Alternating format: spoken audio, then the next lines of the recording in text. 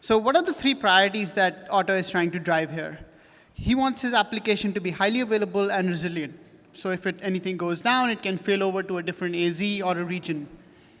The application is highly elastic. That means it's running at large scale and is frequently scaling up and down. And then lastly, he wants to reduce the operational overhead because he doesn't have that platform team to support him. So now this is easier said than done, right? You've all experienced that. You need to ensure that the infrastructure, which is your compute, networking, storage, is scalable and resilient to failure. But that is not enough. You also need to make sure that your application is deployed in a way that it can span across AZ and can tolerate disruption, and especially during events like upgrades. So how do you manage that? Well, the short answer is you use AKS presets that we've configured into the Azure portal, which with one click, you can apply all the best practices that we are talking about, well, most of the best practices we are talking about, into your clusters at create time. But Otto didn't do that. So now I have to go through this whole session to explain what all he went through. So what are the different stages, right? The way to think about it is the first stage is you're architecting your environment and application, right? You're thinking about what will my network topology look like? What are the cluster features I need to enable? What is my AZ resiliency story, and how is that going to work? Then you go down to deploying the application itself. What are the scheduler features I need to use, and how is my auto-scaling going to work? Multi-region resiliency story as well, because in this case, they want to fail over to a different region. And then finally, you have your application running. It's meeting your key objectives, but now you want to optimize it for your desirable workload SLOs, whether that's in terms of scaling performance, runtime performance, or your recovery time in cases of disasters. So let's get into it. Let's get into the architecture best practices first. So this is probably my favorite slide that I keep sharing everywhere I go. And the reason is, the first thing you need to understand is, how do I think about my Kubernetes control plane scalability, right? Now, AKS deploys a fully managed control plane for you. But make no mistake, it's still the upstream Kubernetes control plane with the same components and some of the same limitations. And we're constantly working to optimize it for high performance and scalability. But the Kubernetes cluster is a multi-dimensional scale envelope, right? It is all the resources that you're deploying in the cluster are still being served by the same control plane. So how you scale in one particular dimension, for example, if there is very high volume of pod churn in your cluster, will impact other things that are happening. For example, how many nodes you can deploy in the cluster, or how many CRDs you can deploy in a given cluster. And in AKS, we support up to 5,000 nodes in a given cluster with the standard tier, and up to 50,000 pods. Now, there's an asterisk there for the exact same reason that I just talked about. You can actually deploy 250,000 pods in an AKS cluster as well, but it depends on what else is happening in your cluster as well.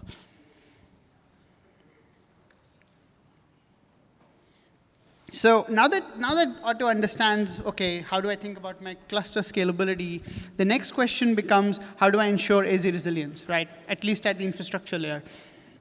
And for that, we highly recommend that you use availability zones with AKS clusters, because that will, on a best effort, spread your cluster nodes across different AZs, so that in case if one AZ, like say East US 1, does go down, you still have healthy running nodes in other AZs on which your pods are running, and your application is not completely out.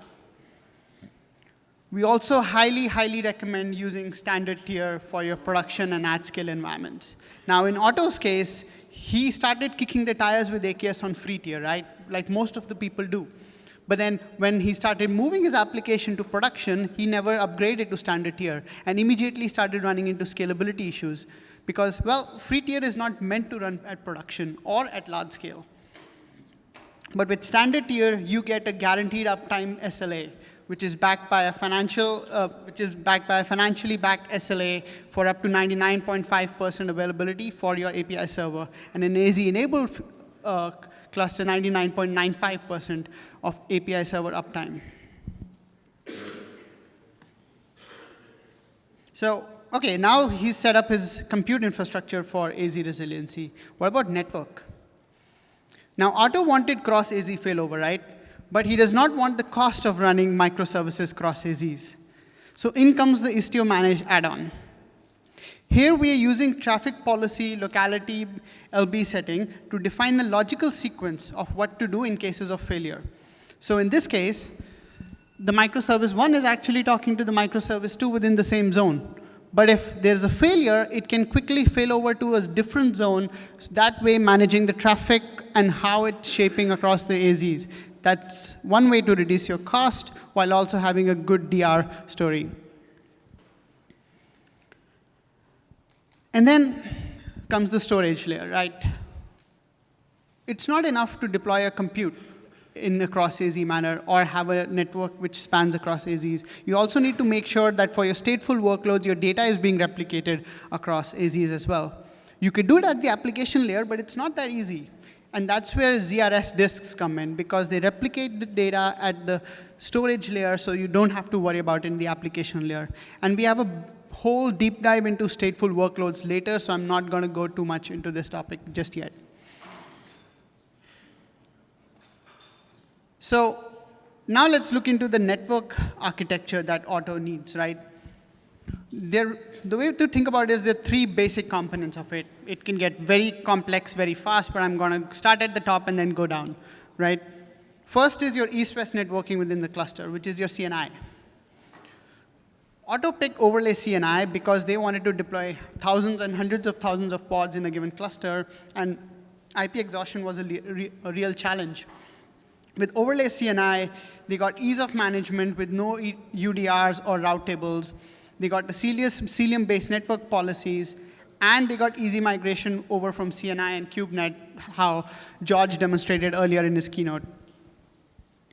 Use SLB as your default ingress. It's a fully managed load balance service in Azure. And then use managed NAT for your egress so that you don't run into any SNAT port exhaustion challenges. Now, there are other options, though. If you're looking for more WAF and security options, you can look at application gateway. Or you can look at other L7 ingress options, such as application routing, which provides a managed in-cluster ingress controller. Or the application gateway for containers, which was launched as preview only a few days ago. Now that gives you better resiliency, scalability, and performance for your L7 ingress, while also giving you the traffic shaping capabilities that you might need.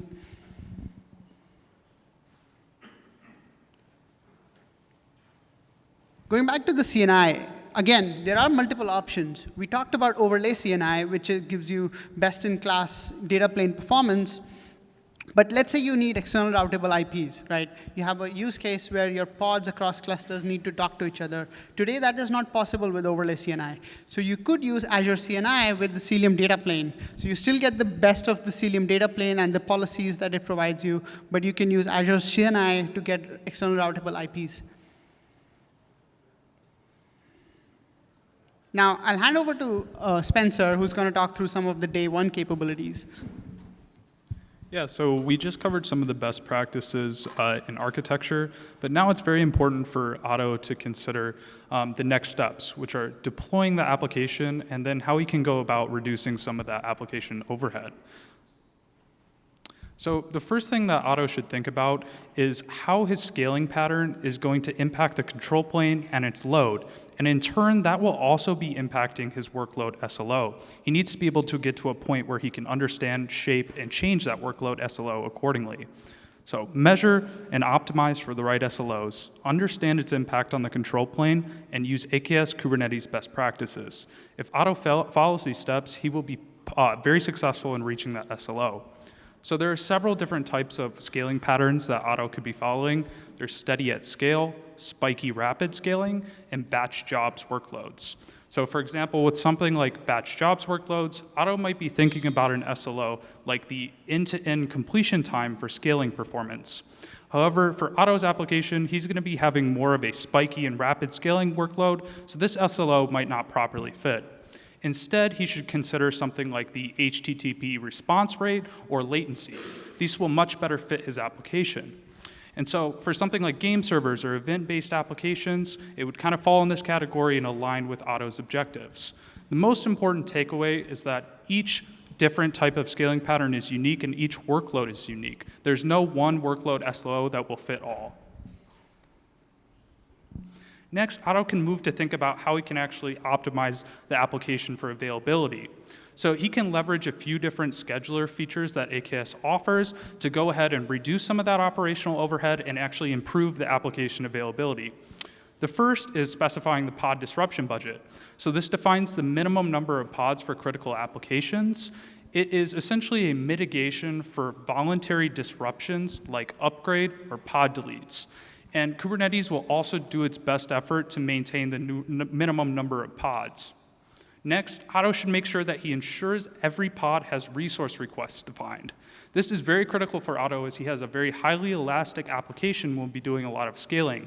He'll probably be using tools like horizontal pod autoscaler HPA or vertical pod autoscaler VPA. This is critical to do for these types of add-ons.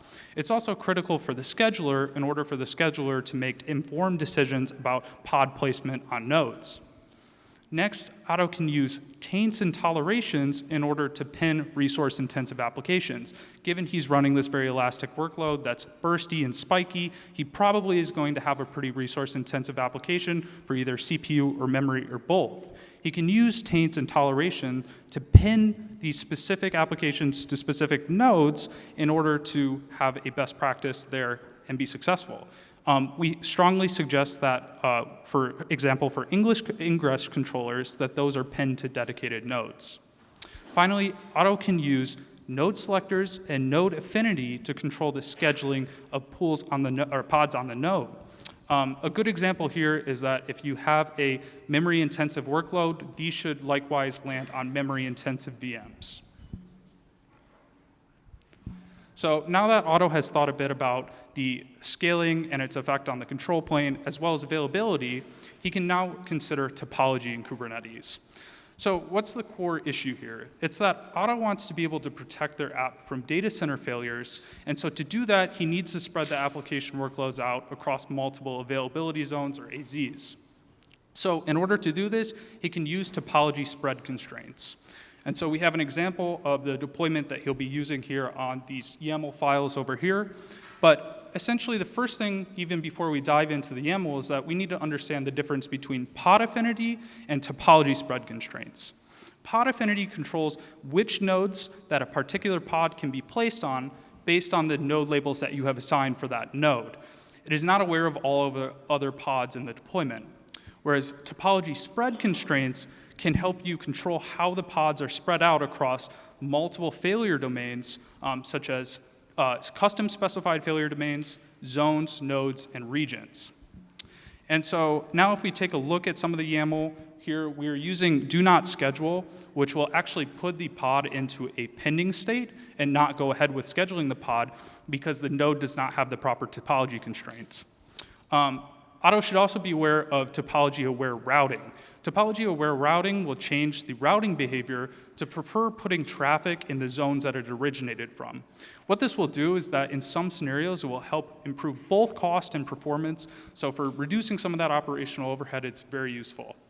So essentially, using these tips and best practices, in this example of the YAML files, Otto can have essentially 9 pods spread across 3 equal AZs and thus be sufficiently protected from those data center failures that he's worried about. So now Otto can think about more of the actual scaling that's going to happen and how he can reduce the overhead there as well. And so AKS has a lot of different ways that we can help Otto here. We have several managed add-ons that we highly recommend that you check out for your workloads and that Otto should leverage. The first is horizontal pod autoscaler, which is by far the most popular for distributed workloads.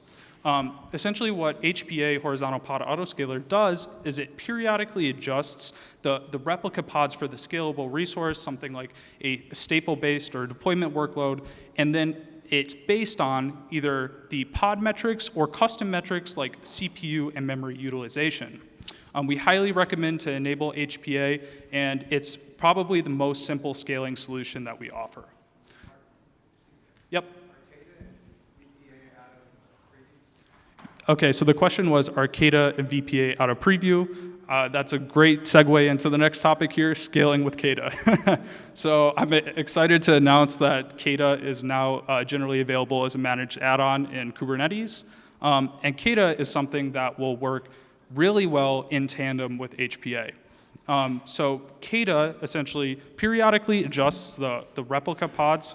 Kata actually is a event-based scaler and will adjust the number of pods needed for the deployment or the application based on the number of events that need to be processed, which is called the queue length. And so it is now the managed add-on that we have generally available, and it works really well in tandem with HPA to drive an event-based scaling approach, which will be very useful for a highly elastic workload like Otto is running. And so it's also great because it works with numerous other Azure services like RabbitMQ, Azure Service Bus, as well as things like Cosmos DB. So it's very available as well. We will actually be doing a demo on Kata very shortly here, so we'll get to that soon. And then the last thing we have is Vertical Pod Autoscaler, or VPA. And so Vertical Pod Autoscaler is also now a managed add-on on AKS. And essentially what VPA does is it relaunches the pods with adjusted memory and CPU values according to what you specify as the limits.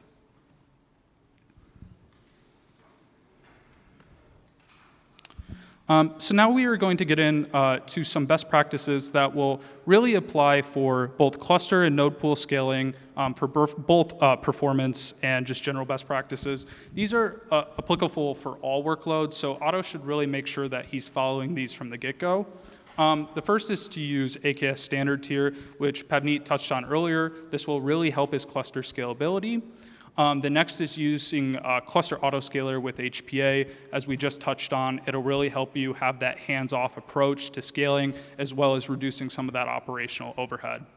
The last is to use V4 and V5 VM SKUs. These are newer hardware generation VM SKUs and significantly improve node provisioning performance and even reliability in some cases.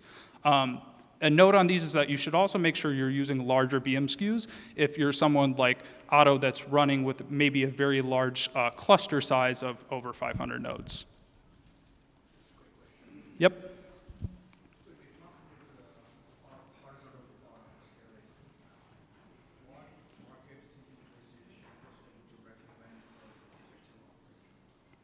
Yep.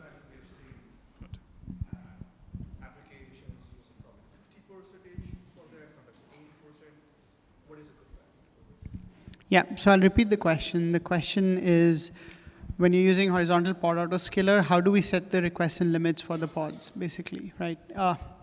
There's no short answer. Honestly, there's actually a very good talk at Rejects yesterday about this as well, which will be on YouTube, which you should check out. But the right answer is you need to load test for your workload SLO. Like, let's say your latency is your most important HTTP request latency is your most important factor, right? So you can optimize for that by doing load test and making sure that you're not getting CPU throttle, because that will directly impact your latency. So you start with whatever you're seeing in your test environment, but then you need to run production load tests to make sure that you're working backwards from your SLOs. There is no right answer without a load test, in my opinion. And we'll talk about it, and we'll get into it a little bit later as well.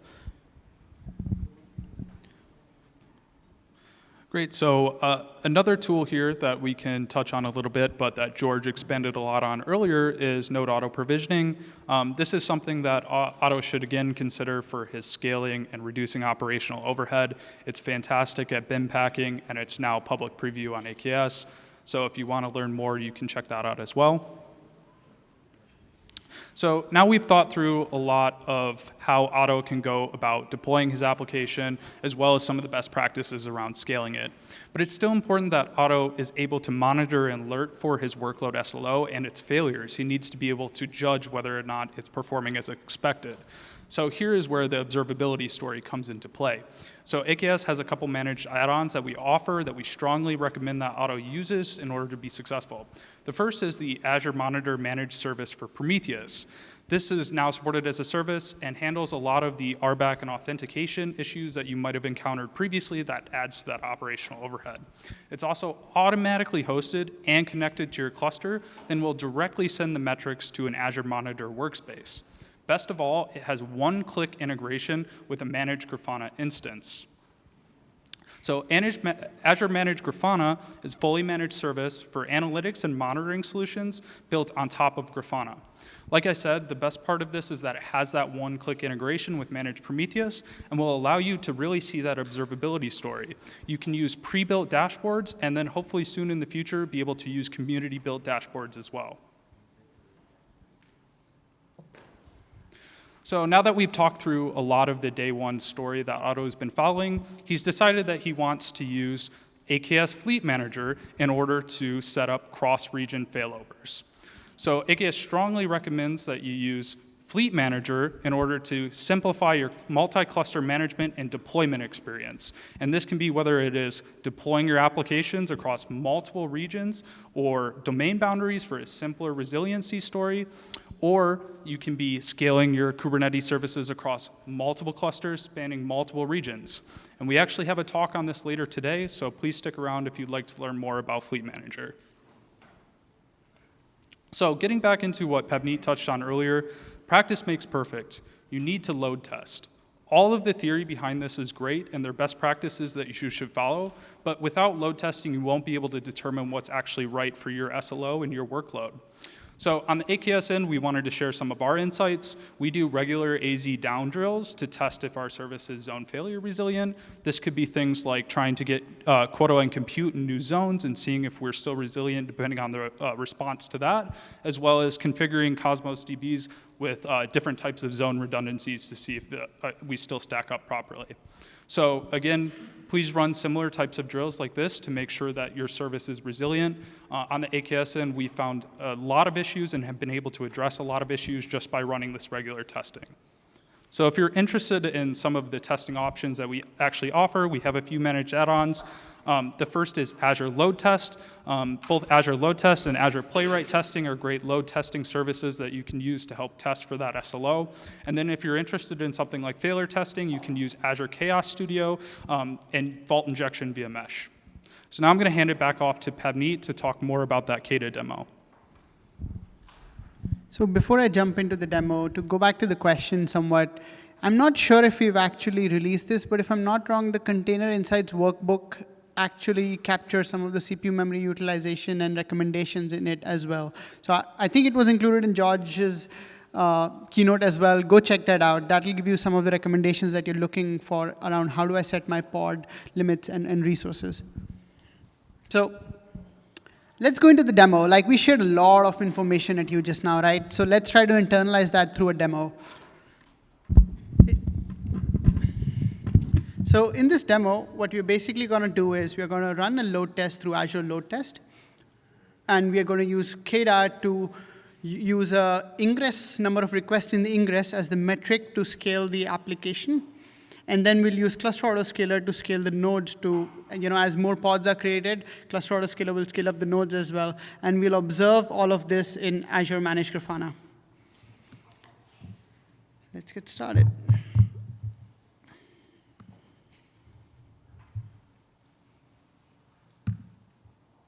So here we're looking at the cluster configuration itself. So we've enabled Kata, and we are also enabled Cluster Autoscaler in the cluster while doing the AZ-AKS create as a way to create the cluster. Looking at the deployment of the application itself, to the gentleman's question, we have set our resources and limits for CPU and memory. And we have set up an ingress as well, which is basically hosting at that endpoint. Now, in Kata, we are defining the scaled object here, right? the object is the server loader, right, which is the deployment which you're going to scale, which we just saw. And we're basically saying scale between 2 to 1,000 replicas, not beyond that. And for the trigger, we're using the Prometheus metric, which is basically doing a sum of the ingress controller requests, right? How many requests are coming through the ingress, and that's what we're going to use to scale our deployment. And we're using trigger authentication to basically provide a pod identity, which will be used to authenticate with Prometheus. Now, let's create that quick test in Azure Loader, right? In Azure Load Test. Oh, before that, we're actually going to look at the nodes. So as you can see, we have enabled auto scale across all our node pools, and right now there's only 1 to 2 nodes in them. Now we're creating the load test. We're creating a quick test because we just want to push through some requests to that endpoint. We've provided the endpoint, and we're basically saying, hey, push 2,000 requests per second with a total duration of 300 seconds and a ramp-up time of 60 seconds. And now let's create that test. Now in the Azure Load Test portal itself, you'll start seeing the users and the requests ramping up. And here's that metrics that are built into the Azure Load Test. But we're going to switch over to the Grafana dashboard that we've created for this demo, where we're basically in the first tab, you can see we're looking at the number of requests coming through the ingress. And then right below is the success rate, which is constant at 100 seconds. I'm going to pause for a second here so that we can make sure we are capturing the details. If it'll let me pause. No, it won't let me pause. So now, as you can see with KDA, as the request ramped up, you can see the number of replicas for the pods is also ramped up. That's in the bottom right table. And as the nodes are getting scaled with the cluster autoscaler, a lot of those pods start becoming ready. Now, cluster autoscaler is going to take time because it needs to see the pending pods, and then it'll provision the compute accordingly. And as that compute gets provisioned, you start seeing more and more ready pods in the cluster. Now, I'm going to stop here because what will happen is it'll run for a while, and then it'll scale down. And I'm going to do a deeper dive into that scale down later in the presentation. So we walked through how do we set up the load test, a quick load test if you have a web service. How do you set up KDA? And then how does that all come together with Cluster Autoscaler to give you end-to-end autoscaling? Now, let's go into the day 2 story. Now, day 2 is all about optimizing for your SLOs, right? You have your workload, it's running in production, it's stable, it is resilient, but I'm not getting that request latency that I was looking for, or I'm not getting the end-to-end scaling time that I need. So how do we start optimizing for that? Again, first, start with the control plane. The first thing I want you to take away here is that no two workloads are the same. The load that an application puts on the Kubernetes control plane depends on a number of things, like how elastic is the workload? What is the total scale of my workload in terms of not just nodes and pods, but other objects like watches, secrets, CRDs that I'm deploying in the cluster? And then what type of API calls are these making, right? Because again, not all API calls are the same either. The 3 client patterns that I've seen, when I say client, I mean the Kubernetes API client patterns that I've seen, which are particularly problematic.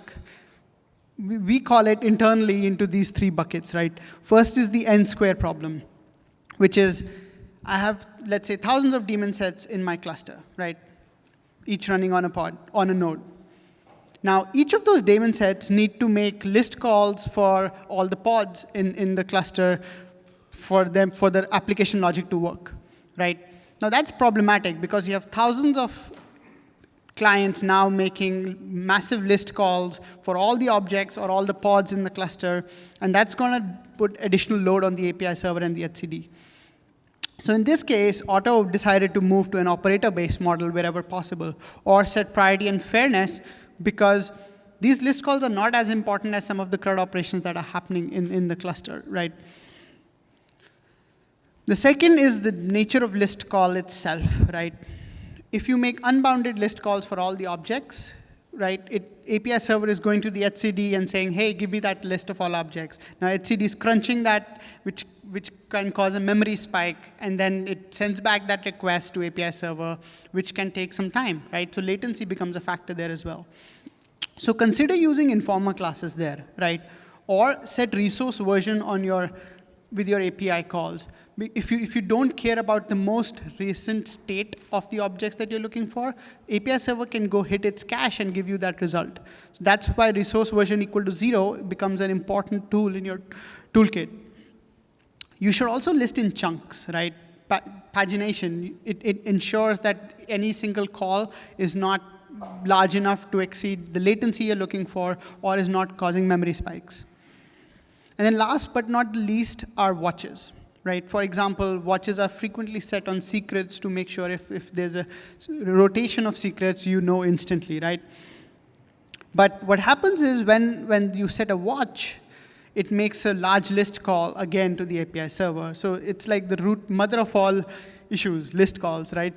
So use priority and fairness to throttle the right types of calls that are not necessarily critical to your workloads, but need to happen anyway. So yeah, awesome, right? All this. But the good thing is, you don't have to worry about all of this by yourself, right? AKS is constantly working on features to help you do this and make sure that your control plane is stable and your client best practices are, translated into your environments as well. And the most important toolkit in that belt is priority and fairness. Priority and fairness is a powerful and flexible mechanism to establish quality of service guarantees for your incoming request in the API server, right? You can define different priority levels for different flow schemas, right? So for example, here are a couple of examples on the first two images that are shared here. We're basically telling how can you get your offending clients through kube audit logs in your log analytics workspace. And once you've identified, okay, it's these kind of list calls or it's this particular user agent that is being problematic to me, you can then set your priority and fairness flow schemas to actually throttle those types of calls, right? It won't bring down, this protects the API server, so your control plane is protected, but at the same time, your critical workload is also protected because you're throttling some of these painful requests, but not completely blocking them. And to make this all further easier for you, we are soon about to release the control plane metrics with managed Prometheus. So last time in Europe, a lot of customers came up to us and said, hey, all these best practices are awesome. I need help implementing them, right? Help me identify what am I doing wrong in my cluster that is causing pain on the control plane side.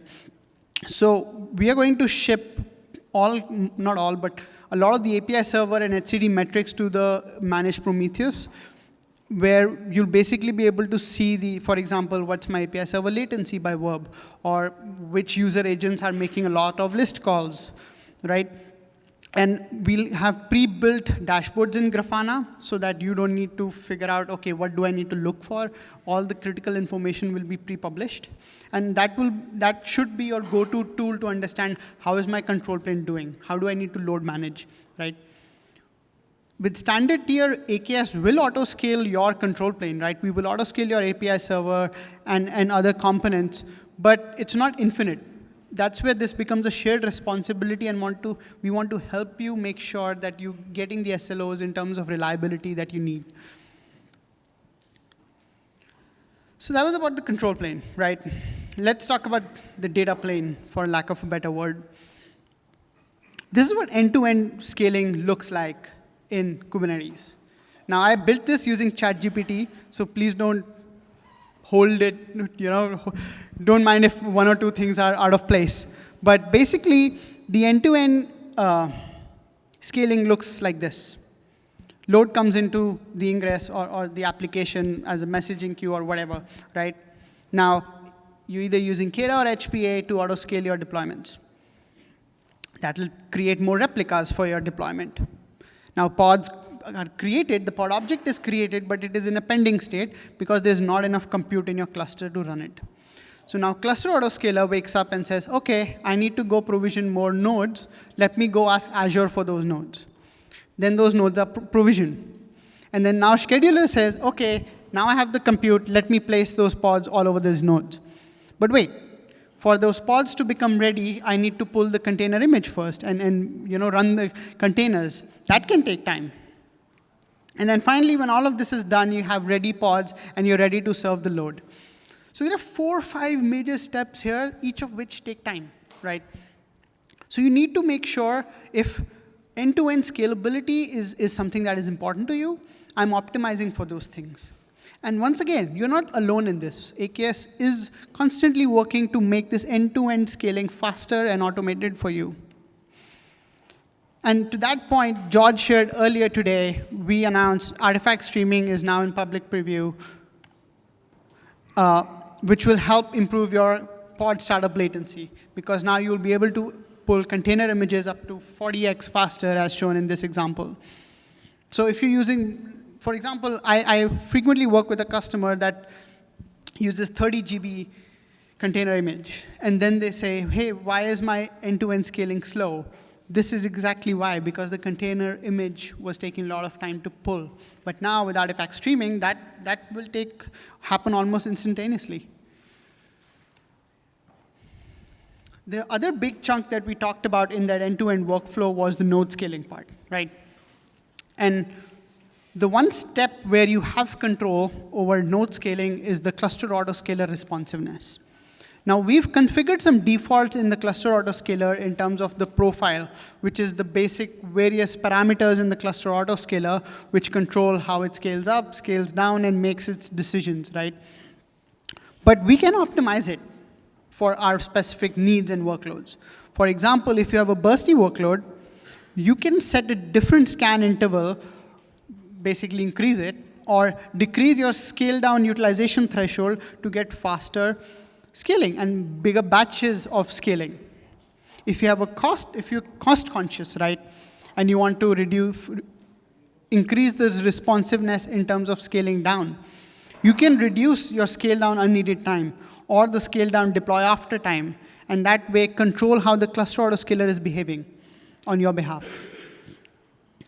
Let's actually go deeper into this. Let's go back to the demo that we had earlier with a different setting of cluster autoscaler profile and see how the behavior changed. So I hope this dashboard is familiar. It was only 5 minutes ago. And basically, this is the older run, right, where we had scale up, it scaled down, but it took some time. Let me start the demo. If it will let me, yeah. Right, so it actually took roughly 6 to 7 minutes for the scaling to complete and the pods to become ready in this case. And while scaling down, it took even more time if you use the default setting. And now the natural question becomes, but why is our default like that, right? And the reason is because there's no one size fit all. What might work for a batch workload may not work for a web service. So we tend to set safe defaults, which work pretty much for everyone, but we give you the control to actually optimize and tune that. And going forward, we will actually publish optimized profiles that you can then just cut, copy, paste into your cluster and get those benefits. So like I said, in this case, while scaling down, this is the original case we looked at. It took a lot of time. Let's change the cluster autoscaler profile settings. So what I'm doing here is I'm changing 4 parameters in my cluster autoscaler profile. Scan interval, I'm going to increase it. Scale down unneeded time. Scale down delay after add. And max bulk delete. And I'm basically making an easy update call here to change those parameters in my existing cluster. Let's make that call. It's running. And now let's actually just make sure that it took, right? We're going to just do a AKS show to make sure that the profile got updated. And we can see that it did. So let's run the same load test again, right, using Azure load test.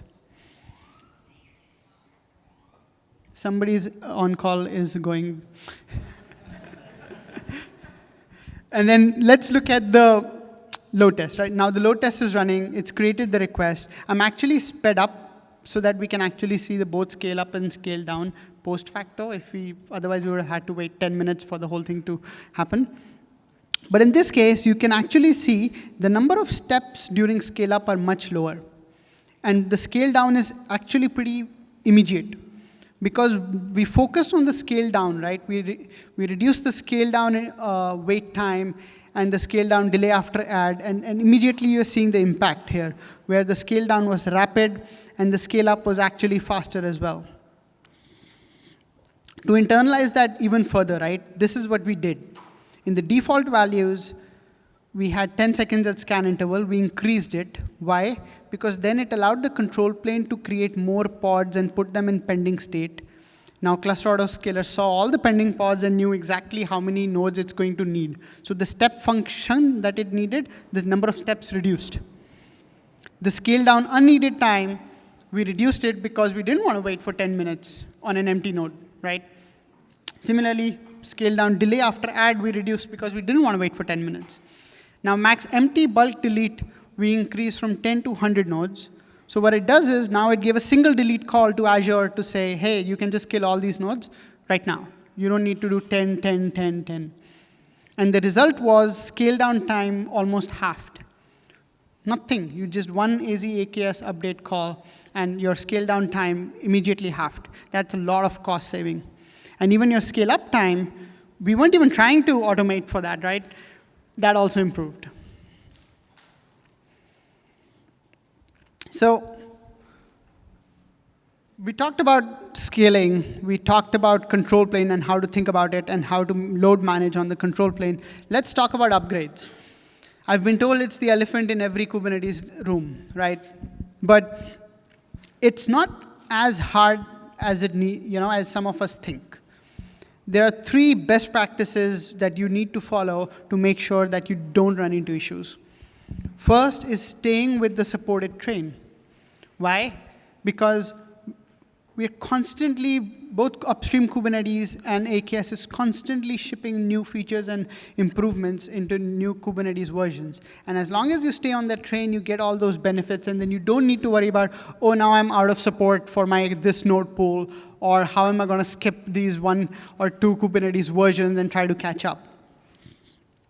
But in case you need to do that, in case for whatever reason, for example, if you're running a platform team and you have 100 different application owners who are deploying, and you need sign-off from each of them before you do the Kubernetes upgrade, that's going to take time in any universe. And that's why we have long-term support, which gives you up to 2 years of support on specific Kubernetes versions, right? The second part is keep upgrade success rate high. Sounds easy enough, but how do you do it, right? You can use built-in features like soak time in AKS, right? Or follow the AKS release tracker to understand what changes are we actually doing from version to version, whether that's node image or the Kubernetes upgrade. And then last but not least, avoid disruptions. PDBs, how many of you know what pod disruption budgets are? If you don't know, let this be the single biggest takeaway from today.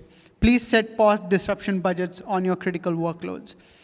During upgrades or any maintenance events, that's your best friend. It ensures that you have minimum run-in number of pods in your given deployment. And then we're also building new features like rollbacks, right? Or metrics-based upgrades, so that you've automated as much as you can, but you still need to make sure that my SLO is compliant, right? You can use that as your metric while doing your upgrades, and if AKS breaches that during an upgrade, we will stop and roll back. And then you have features like node pool snapshots, which are your disaster recovery story, right? Let's say something went wrong during upgrade, despite all your best efforts and intentions. You can restore back to an old snapshot. And so even if there are disruptions, it's not the end of the world, and it doesn't need to become the most complex problem that you're solving. We're building features to help you roll back and restore older, happy time state of the cluster. Let's unpack LTS a bit more. because it's a big thing, right? Sorry, we have a question. The snapshot recovery, right? So when we do upgrade, there are two phases. Like so one is like upgrade control plane, which is just fast, and the data plane. So does it roll back both, or like No, it's for the node pool only, not the control plane. It's a node pool snapshot feature. Cool. So going back to long-term support or LTS, it really, the problem it's fixing is the 1 year support train that I have, I need to upgrade too often. I'm not able to catch up to that, right? And George talked about LTS support, which is now starting with Kubernetes 1.27 on AKS. And it's going to provide you CVE and critical bug support for up to 2 years. For someone like Otto, where he does not have a platform team to help you with upgrades, this is a lifeline which gives him more time to ensure that the cluster and applications are ready for upgrades without deprioritizing the mission-critical application development and business logic work that he also needs to own. Sorry, question. Yeah.